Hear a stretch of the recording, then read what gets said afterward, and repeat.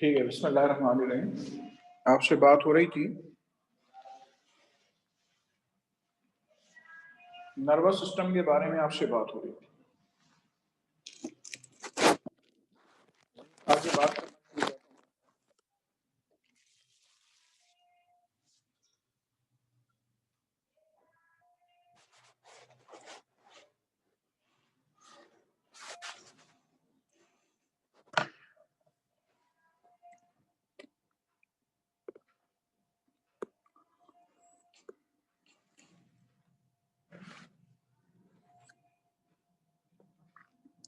Types of neuron के बारे में आपसे बात कर रहा हूँ।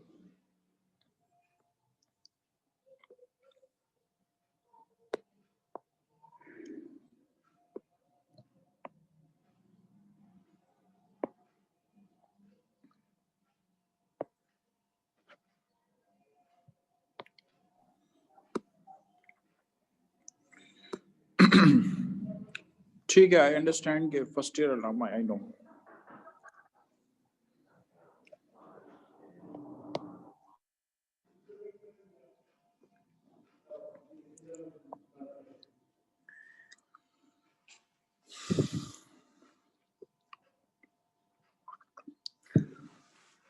आपसे बात हो रही थी, कल्पना जरा रिवाइज तो करो पिछली क्लास का, अभी लोग भी एंटर हो रहे हैं।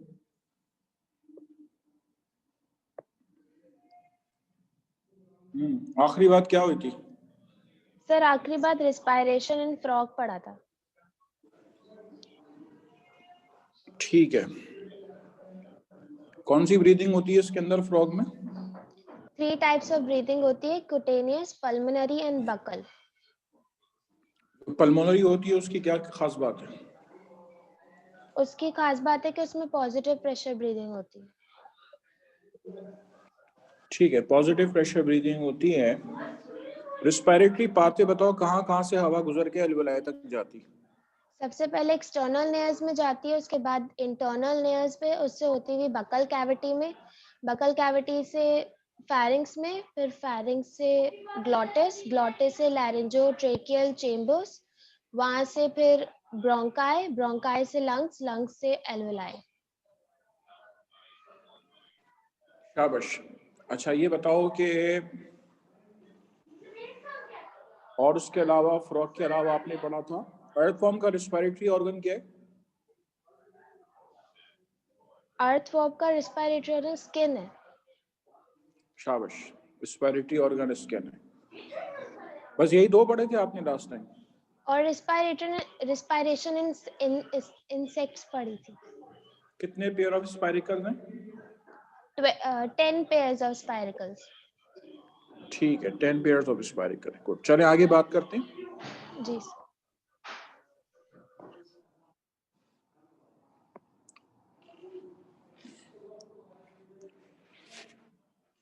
Respiration in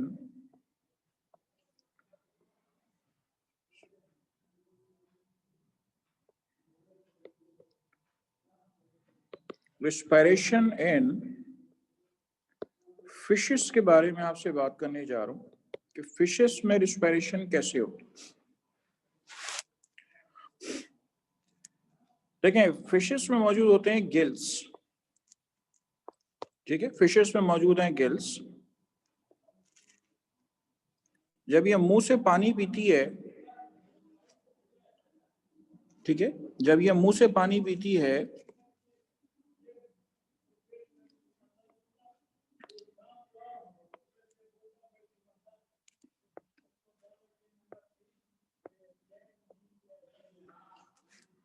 ये रेड निशान से मैं पानी दिखा रहा हूं कि जब ये मुंह से पानी पीती है तो इस तरह से आपके पास ओपरक्यूलम की जो ओपनिंग होती है उससे ये पानी निकल के बाहर आ जाता है। ठीक है, पानी पीने के बाद फिर जो ओपरक्यूलम का जो सुराख होता है वहां से ये पानी जो है वो निकल के बाहर आ जाता है।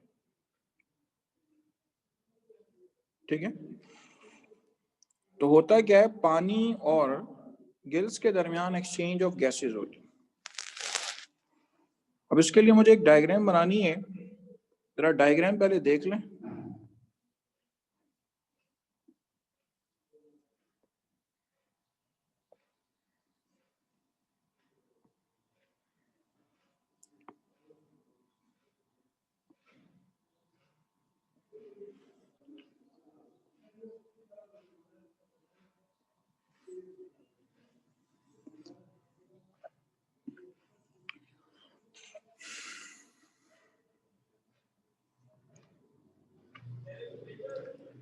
ये मौजूद है इसके अंदर गिल प्लेट्स,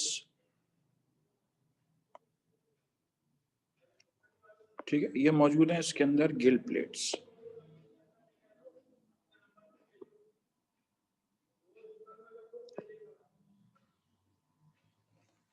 ठीक है, ये मौजूद है इसके अंदर गिल प्लेट्स।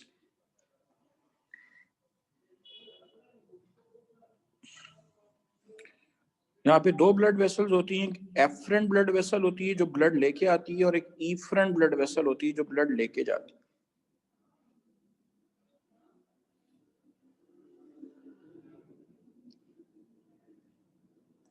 ये रेड से मैं एक ब्लड वेसल बना रहा हूँ, और एरो की डायरेक्शन इसमें इस तरह से जो मैं आपको मेंशन कर रहा हूँ कि ये ब्लड लेके आ रही है, और ये दूसरी जानिब में एरो बना रहा हूँ कि ये ब्लड लेके जाएगी।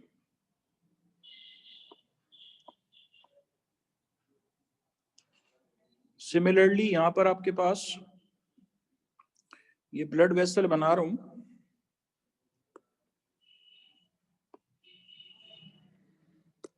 कि ये ब्लड लेके आएगी,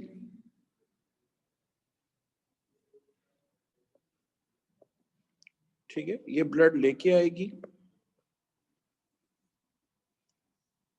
ये दूसरी ब्लड वेसल बना रहा हूं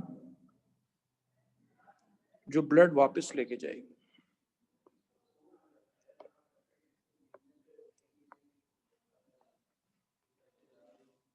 ठीक है, यानी कि एक ब्लड वेसल से ब्लड आएगी, दूसरी से ब्लड चली जाएगी।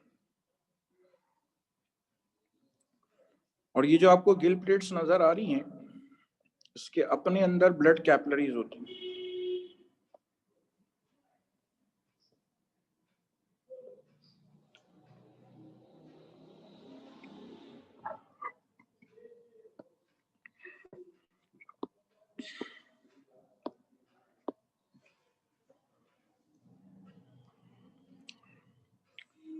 अच्छा, जिसमें से ब्लड आ रहा है, ये मैं इस पे डार्क कलर कर रहा हूं, ये कहला रही है efferent blood vessel. Efferent blood vessel जो होती है, इसके अंदर डीऑक्सीजनेटेड ब्लड होता है, इट हैज डीऑक्सीजनेटेड ब्लड। और जो दूसरी ब्लड वेसल जिसमें कलर अप कर रहा हूं, ये कहलाती है इफरेंट ब्लड वेसल, जो ब्लड वापस लेके जाती है। ठीक है, जो वापस जो है वो ब्लड लेके जाती है।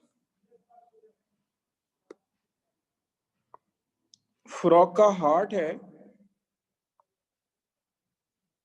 ठीक है, उससे जो ब्लड आता है, वो आपके पास आता है गिल्स में। तो गिल्स में जिस ब्लड से ब्लड आता है वो आपके पास होता है एफरेंट ब्लड वेसल। और ब्लड कौन सा आता है? ब्लड आता है डीऑक्सीजनेटेड। फिर गिल्स में जब वो ऑक्सीजनेटेड हो जाता है, तो अब ब्लड जाता है किससे? अब ब्लड जाता है इफरेंट ब्लड वेसल्स। ठीक है, इफरेंट ब्लड वेसल से ऑक्सीजनेटेड ब्लड जो है वो जाता है।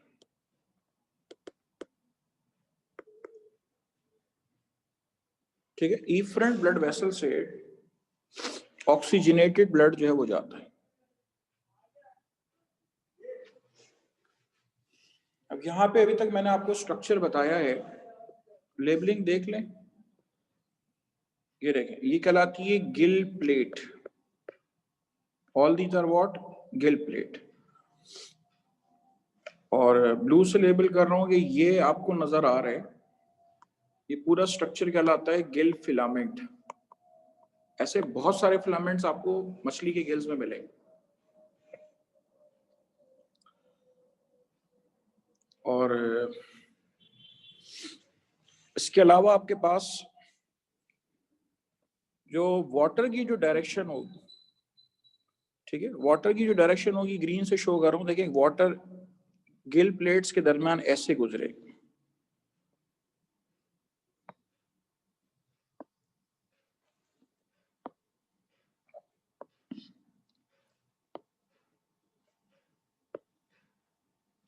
ये देखिए वाटर जो है आपके पास इस डायरेक्शन में आएगा,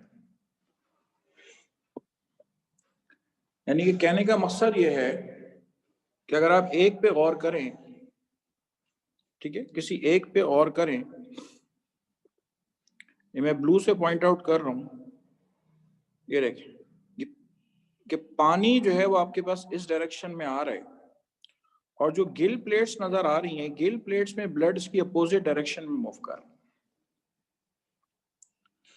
इसी तरह यहां पर देखें कि ये ब्लू से शो कर रहा हूं, ग्रीन के ऊपर ब्लू मार्क कर रहा हूं, पानी की डायरेक्शन ये है और जो गिल प्लेट है इसके अंदर जो ब्लड की डायरेक्शन होगी वो उसके अपोजिट होगी।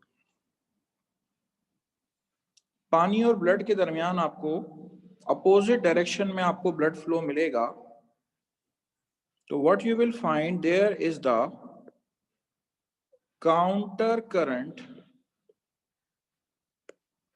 फ्लो ऑफ ब्लड आपको मिलेगा,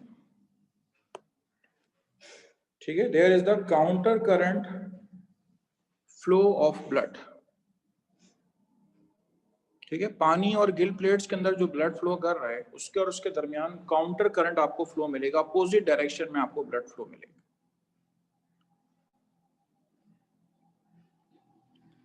अच्छा, ये वाली जो स्लाइड आपकी मौजूद है, मैं इसको आपको जो है वो फिर दोबारा से इसको आपको शो कराऊंगा ताकि आप कॉपी कर सके। यहाँ पे मैं आपको एक समझाने जा रहा हूँ बात अगली स्लाइड पे। ये देखिए, ये इतनी बड़ी बेटा ये मौजूद है गिल प्लेट। गिल प्लेट के दो हिस्से, इसके अंदर बहुत ही बारीक ब्लड वेसल होती है जो प्लेट के अंदर होती है, जिसको मैं रेड से बना रहा हूँ। अब इसके अंदर जो ब्लड फ्लो होता है वो इस डायरेक्शन में होता है,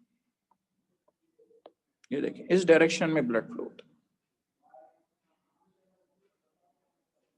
ठीक है, जो मैं आपको एरो दिखा रहा हूँ, ये देखिए इस डायरेक्शन में ब्लड फ्लो होता है। अब इसके आगे से जो पानी गुजर रहा है, इसको मैंने ग्रीन से शो किया था या ब्लू से शो किया था, तो देखें पानी जो है वो इसकी अपोजिट डायरेक्शन में इसके सामने से गुजरेगा, ये देखिए अपोजिट डायरेक्शन। अब आप जरा मैच करें, अब आप जरा मैच करें कि पानी और ब्लड जो है उन दोनों की डायरेक्शन अपोजिट है, तो हम यहाँ पे लफ्ज क्या यूज करते हैं, हम यहाँ पे लफ्ज यूज करते हैं counter current flow of blood and water. अब इससे होगा क्या, इससे होगा ये कि पानी के अंदर जो ऑक्सीजन होगी, ठीक है, पानी के अंदर जो ऑक्सीजन होगी वो ब्लड में आ जाएगी, जो ऑक्सीजन होगी, और ब्लड में जो कार्बन डाइऑक्साइड है वो पानी में आ जाएगी। तो पानी और ब्लड के दरमियान आपको क्या मिलेगा, पानी और ब्लड के दरमियान जो है वो आपको काउंटर करंट फ्लो मिलेगा। पानी के अंदर जो ऑक्सीजन मौजूद है वो ब्लड में चली जाएगी और ब्लड में जो कार्बन डाइऑक्साइड है वो कहाँ जाएगी, वो पानी में आ जाएगी। तो आपको उसके अंदर क्या मिल रहा है, आपको उसके अंदर काउंटर करंट फ्लो मिल रहा है ब्लड और वाटर के दरमियान। तो पानी की ऑक्सीजन, पानी में तकरीबन 2%, 1 से 2% ऑक्सीजन मौजूद होती है, पानी की ऑक्सीजन ब्लड में आ जाएगी, ब्लड की कार्बन डाइऑक्साइड पानी में आ जाएगी, ठीक है। और मैंने आपको जो ब्लड वेसल बना के दिखाई है, इसमें ब्लड कहाँ से आया, देखें एफरेंट से ब्लड आया, जो मैंने आपको एफरेंट की एक ब्रांच बना के दिखाई है, एफरेंट से ब्लड आया, और ये देखें ये जो है आपके पास ये ईफ्रेंट से ब्लड चला जाएगा वापस। जो ब्लड आया है उसमें कार्बन डाइऑक्साइड ज्यादा है, ठीक है, जो ब्लड आया उसमें कार्बन डाइऑक्साइड ज्यादा है, और जो ब्लड वापस जा रहा है उसके अंदर ऑक्सीजन ज्यादा है। तो इस तरह से आपको ये जो सिंगल प्लेट है, ठीक है, ये जो आपको सिंगल प्लेट नजर आ रही है, ये क्या शो कर रही है, ये आपके पास एक्सचेंज ऑफ गैसेस जो है ये उसको रिप्रेजेंट कर रही है। This is showing the exchange of gases between the blood and water, ठीक है, ब्लड और वाटर के दरमियान ये एक्सचेंज ऑफ गैसेस जो है ये शो कर रहे हैं। ठीक है, चलें। तो पहले मैं आपको ये प्रीवियस वाली स्लाइड कॉपी करने का कह देता हूँ। इस तरह से आपके पास मछली के अंदर जो है वो एब्जॉर्प्शन ऑफ गैसेज होती। बाकी आपके जहन में ये बात आएगा कि सर ये आपने जो ब्लैक से बनाया हुआ ये क्या है? ये सब हड्डी, जितना भी मैंने ब्लैक से बनाया हुआ ये सब हड्डी वाला पार्ट है। ये आपके पास ब्रोंकियल आर्च कहलाता है। ठीक है, this is actually what, this is actually the bronchial arch.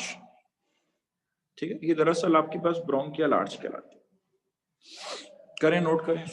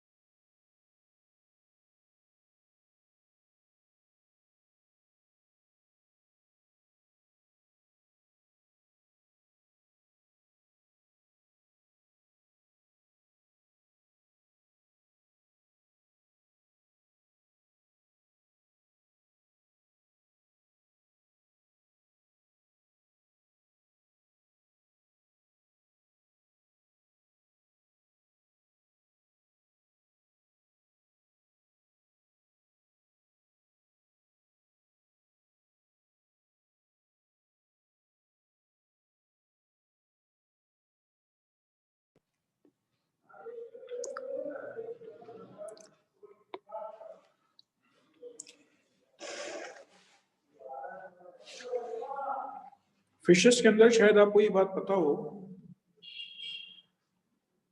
कि सिंगल सर्कुलेशन होती है। फिशेस में सिंगल सर्कुलेशन होती है। हार्ट से ब्लड जाता है गिल्स में, गिल्स से पूरी बॉडी में, फिर हार्ट में वापस आ जाता है। क्योंकि हार्ट में सिर्फ एक ही बार जाता है ब्लड, तो इसलिए हम इसको सिंगल सर्कुलेशन का नाम देते हैं।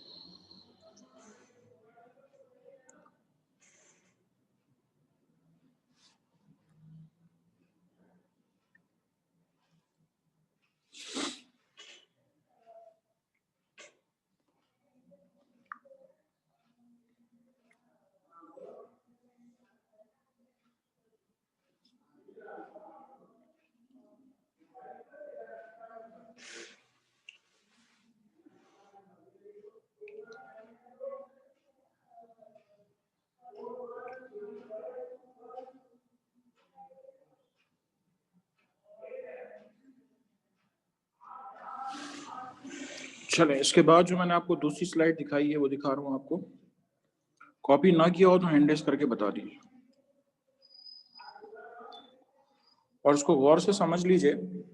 अगर आपने 9th क्लास में बुक लंग्स कैसे काम करते हैं वो सुना हुआ है तो ये भी आपको समझने में कोई मुश्किल नहीं है। स्पाइडर के अंदर या स्कॉर्पियन के अंदर रेस्पिरेशन आपके पास 9th में है, यहाँ पे नहीं। यहाँ वहां पे एयर और उसके दरमियान काउंटर करंट फ्लो होता है, यहाँ पे आपके पास पानी के दरमियान और प्लेट के दरमियान काउंटर करंट फ्लो।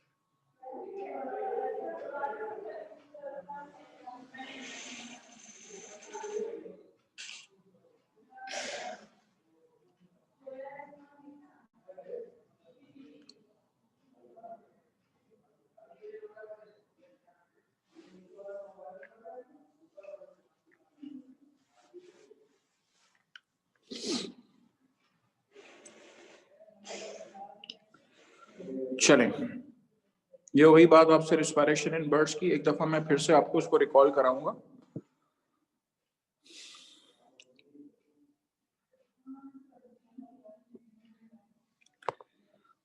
और से सुन लीजिए, देखें, मछली के हार्ट से ब्लड आता है एफरेंट ब्लड वेसल्स। अब वो जो एफरेंट ब्लड वेसल है, यानी कि ब्लड लेके आने वाली जो ब्लड वेसल है, वो लेकर आती है ब्लड डीऑक्सीजनेटेड ब्लड। ठीक है, वो डीऑक्सीजनेटेड ब्लड जो है वो लेकर आती है। अब वो ब्लड जो है वो ये जो गिल प्लेट्स हैं इसके दरमियान से गुजरता है। ठीक है, जो गिल प्लेट्स हैं उसके दरमियान से गुजरता है। पानी और गिल प्लेट्स के दरमियान एक्सचेंज ऑफ गैसेज होती हैं, ऑक्सीजन एब्जॉर्ब होती है, कार्बन डाइऑक्साइड वापस आ जाता है। बस एक चीज ध्यान में रखिएगा कि जो भी आप ब्लड की डायरेक्शन देख रहे हैं और पानी की डायरेक्शन देख रहे हैं उसका ख्याल रखें। ये देखें, पानी यहां से बाहर जा रहा है, जो साइड में आपने डायग्राम देखी हुई कि पानी बाहर जाएगा तो इस तरह से पानी बाहर जाएगा, और ये जो प्लेट्स हैं और पानी के दरमियान यहाँ पे आपके पास अपोजिट डायरेक्शन में ब्लड जो है वो फ्लो करेगा। ठीक है, यहाँ पर जो है वो अपोजिट डायरेक्शन में आपके पास ब्लड जो है वो फ्लो करेगा। तो there is actually the counter current flow between the blood and water. ठीक है, दोनों की डायरेक्शन आपको क्या मिलेगी, दोनों की डायरेक्शन आपको अपोजिट मिलेगी। ठीक है, तो इस तरह क्या होती है, इस तरह आपके पास फिशेस में रेस्पिरेशन होती है। चलें, इसके बाद आइए फर्दर। यहाँ पे मैंने आपको स्लाइड में क्या दिखाया हुआ है, स्लाइड में आपको दिखाया हुआ है कि एफरेंट ब्लड वेसल ब्लड लेके आ रही है। ठीक है, ये ब्लड लेके आ रही है और इफरेंट ब्लड लेके जा रही है। जो भी ब्लड आता है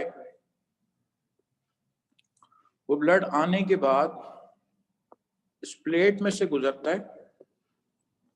ठीक है, प्लेट में से गुजरता है, ब्लड में और उसके दरमियान एक्सचेंज ऑफ गैसेज होती हैं और बाकी ब्लड जो ऑक्सीजनेटेड हो जाता है वो यहाँ से चला जाता है। चलें, ये हो गई बात रिस्पायरेशन इन फिशेस के बारे में। रिस्पायरेशन इन फिशेस के बाद आइए रिस्पायरेशन इन हाइड्रा। हाइड्रा में रिस्पायरेशन कैसे होती है? बेटा गौर से सुन लें कि हाइड्रा जो है वो आपके पास होता है डिप्लोब्लास्टिक।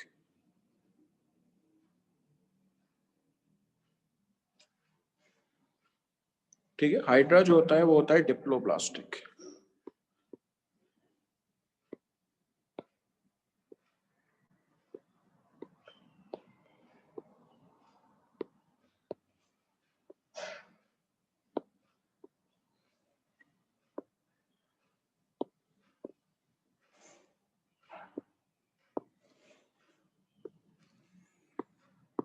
एक्टोडर्म और एंडोडर्म के दरमियान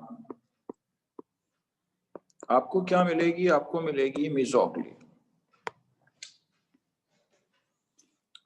ठीक है, एक्टोडर्म और एंडोडर्म के दरमियान आपको मिलेगी mesoglea, this is ectoderm and this is endoderm. होता क्या है कि जो भी पानी आता है वो हाइड्रा की बॉडी से टकराता है, एक्टोडर्म से टकराता है और अपने साथ ऑक्सीजन लेके आता है। ऑक्सीजन कहाँ चली जाती है? सेल्स में चली जाती है।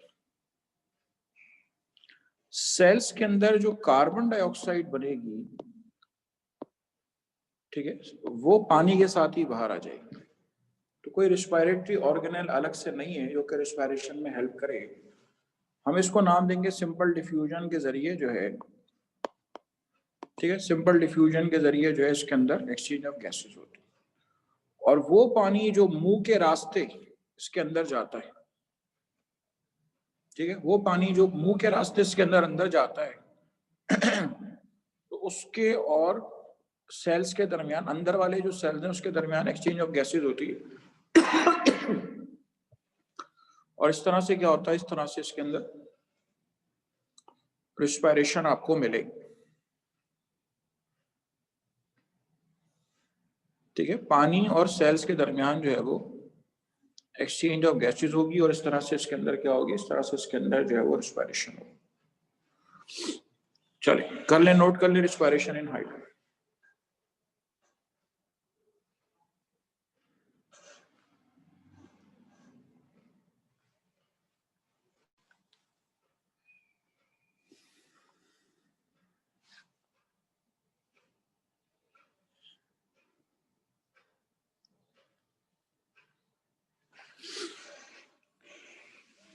कल्पना हमने जो है वो रिस्पायरेशन इन ह्यूमंस पढ़ी, बर्ड्स पढ़ी, अर्थवॉर्म पढ़ी और रिस्पायरेशन इन कॉकरोच पढ़ी यानी कि इंसेक्ट्स के अंदर, और फिशेस पढ़ ली, हाइड्रा पढ़ ली। इसके अलावा कोई रिस्पायरेशन किसी लिविंग ऑर्गेनिज्म की रहती है क्या, ताकि मैं मूव करूं उसकी तरफ, हीमोग्लोबिन और मायोग्लोबिन की तरफ, रिस्पायरेशन इन प्लांट्स की तरफ? कुछ रह गया तो हैंड रेज करके बता दो।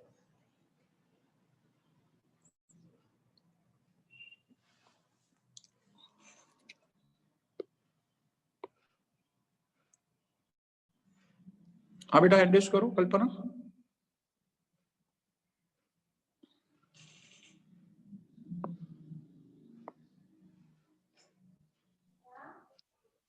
हाँ बेटा बोलो। नहीं सर, ये सब हो गया है। ठीक, अब वही हीमोग्लोबिन और मायोग्लोबिन रह गया है ना?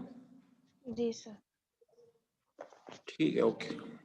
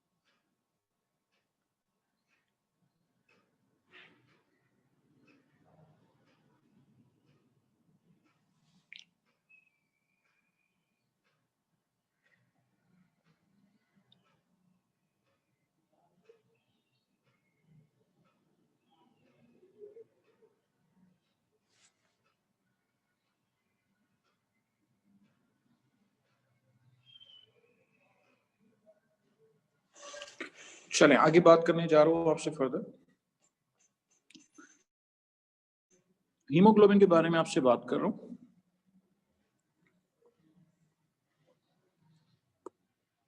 हीमोग्लोबिन का सच क्या रोल है, इसके बारे में आपसे बात कर रहा हूँ। देखिए, मैं इतनी सिर्फ बात करके आपको नहीं छोड़ना चाहता।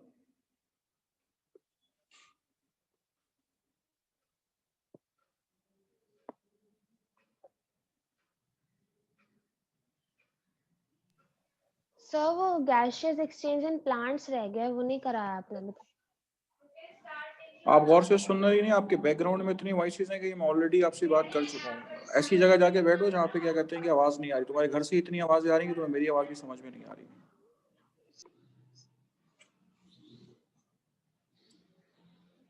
किसी खामोश जगह पे जाके बैठो ताकि तुम्हें मेरी आवाज भी समझ में आए कि मैं क्या कह रहा हूँ। तो मैंने तुमसे पूछा है तो मैंने तुम्हें बताया कि रिस्पायरेशन बॉटनी का पार्ट है।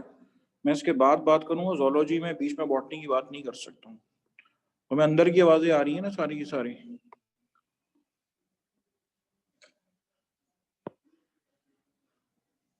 हाँ इल्सा बोलो।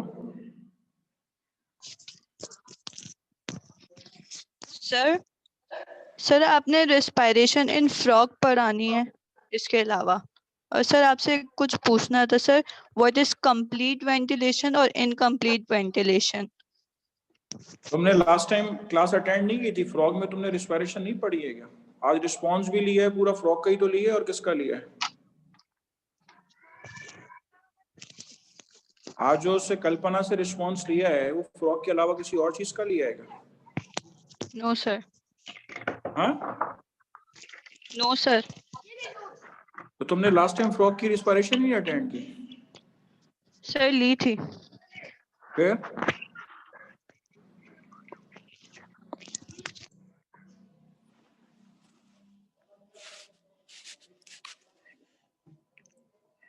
रोल ऑफ हीमोग्लोबिन के बारे में बात कर रहा हूं आपसे।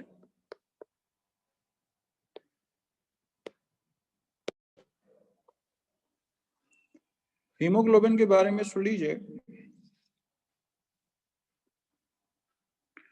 कि एक रेड ब्लड सेल की सरफेस पे 280 मिलियन हीमोग्लोबिन के मॉलिक्यूल्स मौजूद होते हैं। ये बात आपसे पीछे बात होके आ रही। 280 मिलियन हीमोग्लोबिन के मॉलिक्यूल्स होते हैं। हीमोग्लोबिन के साथ जुड़ता क्या है? हीमोग्लोबिन के साथ 4 ऑक्सीजन के मॉलिक्यूल जुड़ते हैं और वो बनाते हैं ऑक्सी हीमोग्लोबिन। यहाँ एक बात बहुत गौरतलब है कि हमारे जो एल्वियोलाई हैं, ठीक है, हमारे जो एल्वियोलाई है यहाँ पे ऑक्सीजन का प्रेशर बहुत ज्यादा होता है। ये देखिए हमारे जो एल्वियोलाई हैं यहाँ पे ऑक्सीजन का जो प्रेशर होता है वो बहुत ज्यादा होता है। जब ऑक्सीजन का प्रेशर बहुत ज्यादा होता है तो इस हाई प्रेशर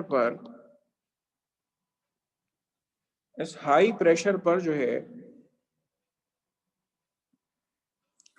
वो एक हीमोग्लोबिन के साथ 4 ऑक्सीजन के मॉलिक्यूल जुड़ जाते हैं, ठीक है, और बना देते हैं कि ऑक्सी हीमोग्लोबिन बना देते हैं।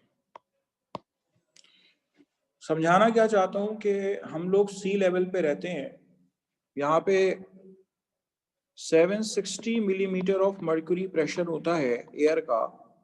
760 मिलीमीटर ऑफ मर्क्यूरी प्रेशर है, या दूसरे लफ्जों में हम कहते हैं 1 एटमॉस्फेयर प्रेशर। 1 एटमॉस्फेयर प्रेशर में ऑक्सीजन का कंट्रीब्यूशन है 0.21 एटमॉस्फेयर।